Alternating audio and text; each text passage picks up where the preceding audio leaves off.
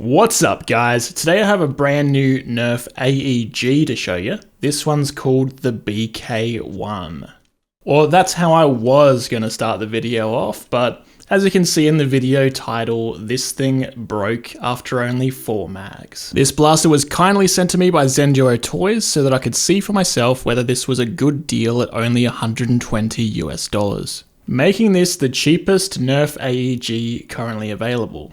Well, I think we have our answer to that one. Now, I don't blame Zenduo Toys at all for this product breaking. In fact, they offered to send a replacement as is their policy. However, they'd already taken the risk sending this one to me in the first place that Australian Customs would confiscate it and they'd waste their money even trying to send it to me. So I suggested, why don't I just do a video on my experience with this one?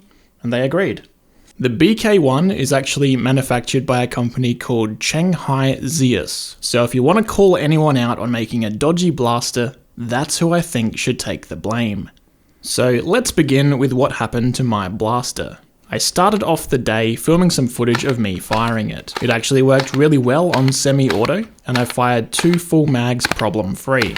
You can only use semi-auto on the pre-cocked mode, so the blaster immediately fires when you pull the trigger, making it very snappy just like the Challenger Mark III or Edge that I reviewed last week.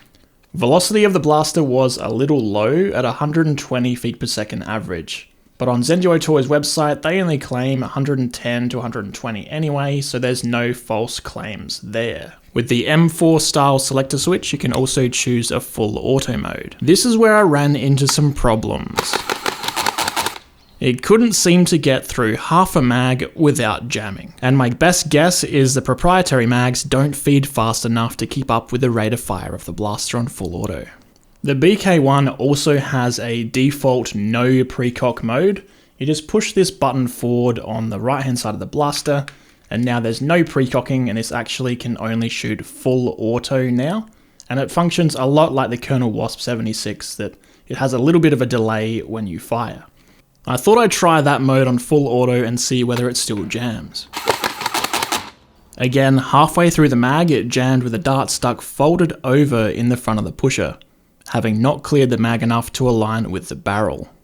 After clearing the jam with the included ramrod down the front of the barrel, I went to pull the trigger and nothing happened. Now, included in the box with the BK-1, it does come with a few replacement 7.5 amp fuses, because when this thing jams up, it's highly likely that the fuse is going to blow. Because of how common it is for the fuse to blow when you jam a dart in this blaster, I undid the 4 screws on the grip and I removed the old fuse and installed a fresh one. After putting the grip back together, I pulled the trigger. No dice. The blaster is dead. Now, what if my unit is the only one in the world that's bricked itself like this? Should I have accepted the replacement and made this a footnote in the video that my first model failed? Unfortunately, I'm not the first to have this issue. In fact, I'm not even the first one on YouTube to have a completely bricked BK-1. But perhaps you keep sending these back until you get a gem that actually works. Well, there's a few other reasons I'm going to go through now of why you might want to give this blaster a miss. Firstly, there's the elephant in the room. This is a toy Nerf blaster modeled after a pistol caliber M4 firearm. That pretty much relegates this to private field use, and with a velocity of around 120 feet per second, I don't think it would serve you very well in a private field setting. Usually you're looking at around 200 to 300 feet per second on private fields. This thing is only shooting a fraction of that at 120. Secondly, this blaster uses proprietary magazines, and is incompatible with existing standards like worker talons. The mags don't gravity drop free no matter how hard you try to fling them out. Plus these mags only hold 12 shots, which is less than worker talons do.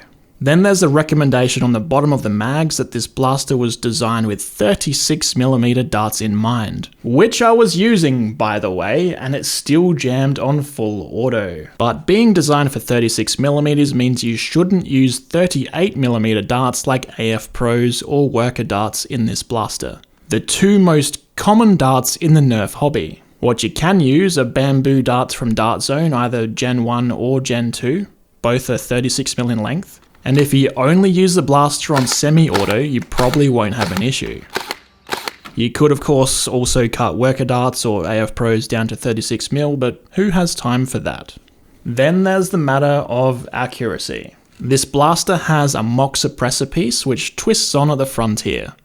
It doesn't have any rifling inside, and without this piece the barrel's free to wobble around inside the handguard. You could probably 3D print a replacement for this with internal rifling, but then there's the matter of barrel length. The barrel on this blaster ends about halfway along the handguard, so you'll want to buy the longer upgrade barrel which cost an additional $26 US. So you're up for $120 US for the blaster, $26 US for the upgraded barrel, plus proprietary magazines which you probably want about 4 of at least. You're starting to now get above the price of a Wasp 76, which shoots harder than this thing out of the box and takes the commonly used Talon magazine. Additionally, if you wanted something that looked more realistic, you could even go for the QWK Edge at only a little bit more than what you'd be paying for this plus the upgraded barrel. One benefit of this blaster is that being an M4 platform, it has M-lock on the handguard, so we'll have a much easier time adding attachments to this thing compared to the Wasp or the Edge. Wow, I managed to find one positive about the BK-1. Overall though, with the BK-1 from Chenghai Zius, you'll definitely get what you pay for. It's the cheapest AEG out there, but also the worst. I'd like to end off the video by once again thanking Zenduo Toys for sending me the BK-1 to see whether it's good or whether it's bad. Thank you for offering to replace it, and thanks for your professionalism when I declined and told you that you're going to get a bad review. There are some pretty cool blasters on their website, such as the QWK Edge, so go check them out. I just wouldn't recommend you get this particular blaster. But what do you guys think? Do you have one of these that works completely fine and you have absolutely no idea what my issue is? Or have you had similar issues with yours? Let me know in the comments down below, and as always, thanks for watching.